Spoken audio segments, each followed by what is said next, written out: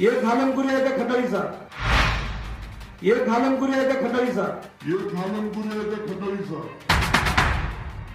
आज ती खोंडे नावाचा व्यक्ती फिरायला लागलाय स्वतःच्या गावामध्ये. भावकीतल्या लोकांना रस्ता सुद्धा देत नाही. ते तुमच्यामध्ये काय काम करणार आहे मला सांगा. तुम्हाला त्यांना पंग तर सोडावं, कधी दान 1 रुपया कोणाला करून माहित नाही ना. आता लोकांना जीव घालत करायला जीव द्या, खा. तुमच्या कष्टाचे, तुमच्या मेहनतीचे पैसे आहेत, तुमच्या करातले पैसे आहेत, तुमच्या लेकराचे पैसे आहेत. आणि त्याला सोडू नका. तर मतदान तुमच्या लेकराला द्या, तुमच्या स्वाभिमानाला द्या. काहीच नाही. जे लोक बोलत नाही ती घातकी असतात, एवढं तुम्ही समज राहा. बोलणारा माणूस त्याच्यावर मोकळा कोणीच नसतो. एकही त्याच्याकडे संस्था त्या पुढच्या उमेदवाराकडे राज्य सरकारच्या मान्यतेची नाही. माझं त्याला आव्हान आहे, सांग मला त्याच्याकडे कुठली रमानंद तीर्थ विद्यापीठाची एक तरी संस्था आहे का. दोन्ही उमेदवाराकडे 2-2, 4-4 कोटीचे बंगले, दारामध्ये लाख रुपयाचे कुत्रे. आपण जर एखादी काम घेऊन गेलो तर बाबा तुझं काम नको, कुत्र्यावर म्हणायचे आपल्याला येणार आहे. एवढा स्वार्थ बरा नाही. असे स्वार्थी लोक धक्के असतात.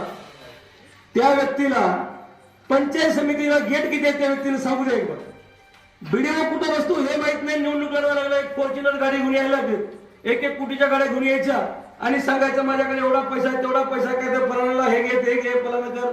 आज आपल्याला पैसे देतील, काही गोष्टी करतील. पण मला तुम्ही सांगा, ज्या व्यक्तीला पंचायत समितीच काय आहे माहिती नाही, पंचायत समितीची गेट कुठं आहेत माहित नाही, बीडीओ कुठं बसतो माहित नाही, सीडीपीओ कुठं असतो हे माहित नाही, बीओ कुठं बसतो हे माहित नाही, तुमचा माझा विकास काय करणार. बोगस संस्था काढून कशाला लोकांना वेळत करतात. लोकांकडून विद्यार्थ्याकडून फीस घ्यायची. प्रायव्हेट विद्यापीठाच्या युनिव्हर्सिटीचे तुम्ही पण संस्था काढू शकता. उद्या राहिल्यात तुम्ही 4 संस्था आणू शकता. 25,000 डिपॉझिट केलं की ती प्रायव्हेट एजन्सीची तुम्हाला संस्था भेटू शकते. टिळक विद्यापीठ आपल्या महाराष्ट्रामध्ये असे काय तर 25 विद्यापीठ आहेत प्रायव्हेट की फक्त ती शैक्षणिक धंदा करतात, व्यवसाय म्हणून. त्याला तुमचं आमचं घेणं देणं नाही. विद्यार्थ्याच्या नावानं आलेली शिष्यवृत्ती घ्यायची, लुटायची, तेच आपल्याला वाटप करायची. अशा प्रकारचे पुढले लोक आहेत. त्या दोन्ही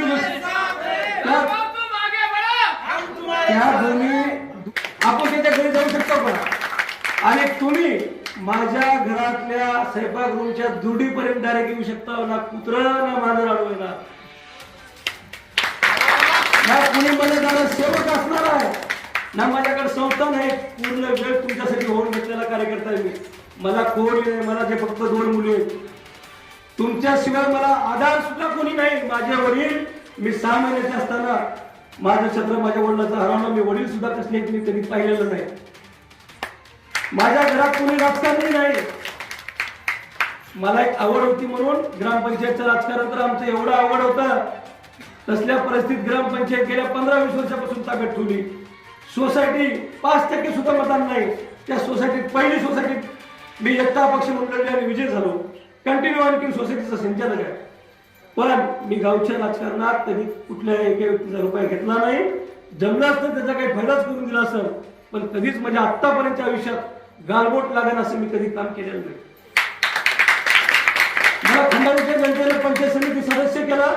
तुम्ही कोणाला विचारा कुठल्या हिरीला 1 रुपया घेतलाय का, कोणा घरकुलाला 1 रुपया घेतलाय का. माझी बायको सरपंच असताना घरकुल देऊन महाराष्ट्रात पहिलं उदाहरण असाल. त्या घरकुलवाल्याला भरायर कपडे असेल, त्या इंजिनियरला भरायर कपडे असेल. इंजिनियरला सांगायचं की बाबा पुण्यात माझ्या घरकुलवाल्याकडे 1 रुपया गेलो, त्या 1,00,000-1.25 लाखात काही होत नाही. ही लढाई माझी नाही, ही लढाई तुमची आहे. इथं जर मी पडलो तर मला येणाऱ्या 5 तारखेच्या नंतर मी अंगावरला शेड सुद्धा विकत घेऊ शकणार नाही. मी असेल किंवा नसेल तुम्हाला दिसणार पण नाही.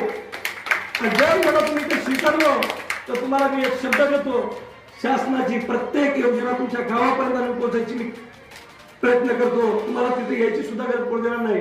म्हणजे जागा जर कुठं असेल, पंचायत समितीचं ग्राउंड, पंचायत समिती आणि तहसील कोणालाही विचारा. रामनगरमध्ये कुठे भेटेल तुम्हाला 6 रुपयाच्या पंचायत समितीत भेटतो.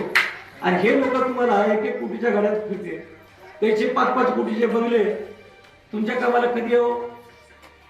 फोन जर केला तर त्याचे शेवट उचलणार, साहेब झोपलेत, मॅडम झोपल्या, असे लोक पाहिजेत का तुम्हाला तुमच्या घरातला माणूस पाहिजे? आज ती खोंडे नावाचा व्यक्ती फिरायला लागलाय स्वतःच्या गावामध्ये, भावकीतल्या लोकांना रस्ता सुद्धा देत नाही. बंधूंनो, ते तुमच्यामध्ये काय काम करणार आहेत मला सांगा. तुम्हाला त्यांना पंग तर सोडावं, कधी दान 1 रुपया कोणाला करून माहित नाही ना. आता लोकांना जीव घालत राहिले. जीवद्या खा. तुमच्या कष्टाचे, तुमच्या मेहनतीचे पैसे आहेत, तुमच्या करातले पैसे आहेत, तुमच्या लेकराचे पैसे आहेत. अरे त्याला सोडू नका. तर मतदान तुमच्या लेकराला द्या, तुमच्या स्वाभिमानाला द्या अशी मी विनंती करतो. परत एक बार सांगतो, माझे पाठीराखे तुमच्या शिवाय मला कोणी नाही. मला आधार द्या अशी विनंती करतो. तुम्हाला कधीच हैराण करायची गरज नाही. तुम आगे बढ़ो, हम तुम्हारे साथ हैं. येऊन येऊन येणार कोण, येऊन येऊन येणार कोण. आगे बढ़ो, हम तुम्हारे साथ हैं. तुम आगे बढ़ो, हम तुम्हारे साथ हैं. हम घर ले, वारे फिर ले, हम घर ले, वारे फिर ले, वारे फिर ले. आगे बढ़ो, हम तुम्हारे साथ हैं. आवाज बहुजनांचा.